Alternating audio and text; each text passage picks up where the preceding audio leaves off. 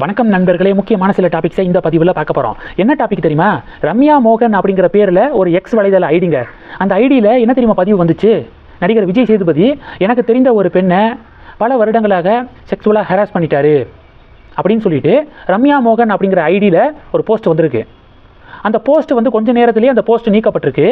அந்த நீக்கப்பட்டதுக்கு என்ன விளக்கம் கொடுக்கப்பட்டிருக்கு அப்படின்னா, என்னுடைய பாதுகாப்பு கருதி தான் இந்த பதிவை டெலீட் பண்ணுறேன் அப்படின்னு சொல்லிட்டு அதில் ஒரு விளக்கம் கொடுக்கப்பட்டு, இப்போ அதனுடைய ஸ்டேட்டஸ் எடுத்து பார்த்தீங்கன்னா, அந்த ஐடியுடைய ஸ்டேட்டஸ் எடுத்து பார்த்தீங்கன்னா, தற்காலிகமாக அந்த ஐடி வந்து முடக்கப்பட்டிருக்கு.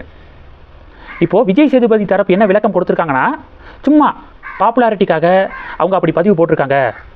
என்னை பற்றி அறகுறையாக தெரிஞ்சவங்களுக்கு நான் எப்படிப்பட்டவன் அப்படிங்கிறது தெரியும். அதனால் இது வந்து ஒரு என்னுடைய பேரை வந்து டேமேஜ் பண்ணணும் அப்படிங்கிற நோக்கத்துக்காக பண்ண ஒரு பொய்யான ஒரு விஷயம்தான். அதனால் சட்டப்படி அவங்க சொன்ன இந்த பதிவை சட்டப்படி நான் அணுகுவேன் அப்படின்னு சொல்லிட்டு விஜய் சேதுபதி தரப்பு ஒரு விளக்கம் கொடுத்துருக்காங்க. இது முதல் டாபிக். ரெண்டாவது டாபிக் என்ன பார்க்க போகிறோம் தெரியுமா? யூட்டன் அடித்த திமுக அரசு அப்படிங்கிறது ரெண்டாவது டாபிக். சமீபத்தில் கிராம பஞ்சாயத்தில் இருக்கக்கூடிய டீ கடையிலிருந்து ஆரம்பித்து சிற்றுண்டி வரைக்கும் உரிமை கட்டணம் அப்படின்னு சொல்லிட்டு ஒரு செய்தி வெளிவந்துச்சு.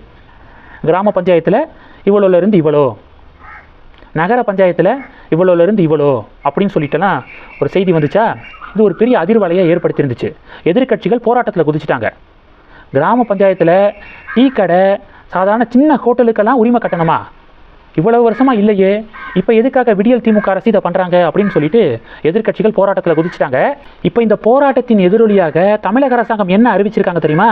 கிராமப்புற சிறு குறு வணிகர்களுக்கு தொழில் தொடங்க உரிமம் தேவையில்லை அப்படின்னு வணிகர்களின் கோரிக்கையை ஏற்று தமிழக அரசாங்கம் அறிவிப்பு அப்படின்னு ஒரு செய்தியை பார்க்க முடியுது. இது ரெண்டாவது டாபிக். மூணாவது டாபிக் என்ன பார்க்க போகிறோம்? மலேகான் பிளாஸ்ட் இருக்குல்ல, அந்த கேஸ் 2008 நாசிக் மாவட்டத்தில் மலேகான் அப்படிங்கிற ஒரு பகுதியில் இருக்கக்கூடிய ஒரு மசூதி கிட்ட குண்டு வெடிக்குது. 6 பேர் வந்து இறந்து போகிறாங்க. இந்த கேஸில் 7 பேர் குற்றச்சாட்டப்பட்டவர்கள் அப்படின்னு சொல்லிட்டு கைது செய்யப்பட்டு ஆன்டி டெரரிசம் ஸ்குவாடெல்லாம் வந்து விசாரணை நடத்தி பிறகு NIA இந்த கேஸை கையில் எடுக்கிறாங்க.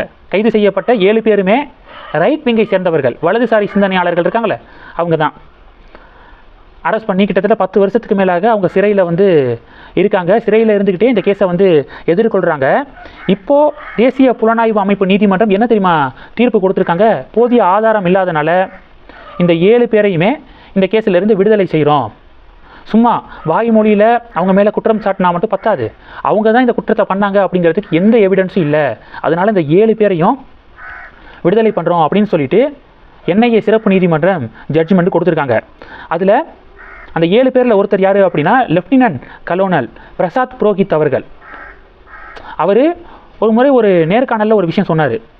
என்னென்னா, நான் வந்து பயங்கரமாக கஸ்டடியில் துன்புறுத்தப்பட்டேன், RSS BJPயில் இருக்கக்கூடிய உயரிய தலைவர்கள் தான் இதுக்கு காரணம் அப்படின்னு ஒத்துக்கோ அப்படின்னு சொல்லிட்டு என்னை ஃபோர்ஸ் பண்ணாங்க அப்படின்னு லெஃப்டினன்ட் கலோனல் பிரசாத் புரோஹித் அவர்கள் இதுக்கு முன்னாடி ஒரு பேட்டியில் வந்து சொல்லியிருக்காரு.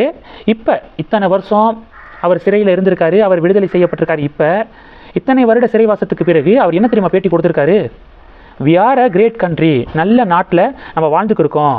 ஐ am thankful to my country and my army அப்படின்னு சொல்லிட்டு லெஃப்டினன்ட் கலோனல் பிரசாத் புரோஹித் அவர்கள் பேட்டி கொடுக்க இந்த பேட்டி ரொம்ப வைரலாக ஷேர் ஆகுது.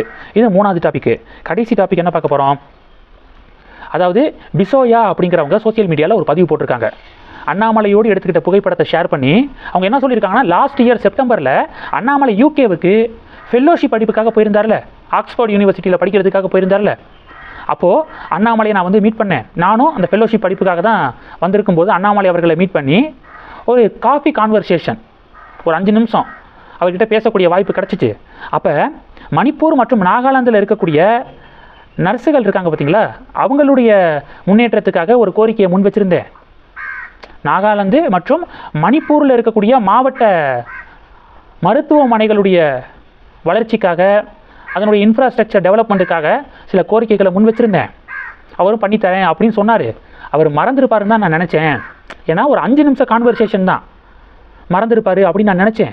ஆனால் அதை ஞாபகம் வச்சு அதை செஞ்சு கொடுத்துருக்காரு அண்ணாமலை அவர்கள். டெஃபினட்டாக இது மாதிரியான ஒரு லீடரை நான் பார்த்ததே இல்லை அப்படின்னு சொல்லிட்டு அந்த பிசோயா அப்படிங்கிறவங்க பதிவு போட்டிருக்காங்க.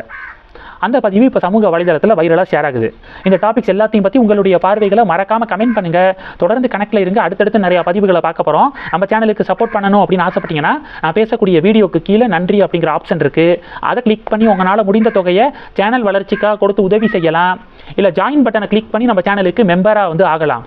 நன்றி. ஜெய் ஹிந்த்.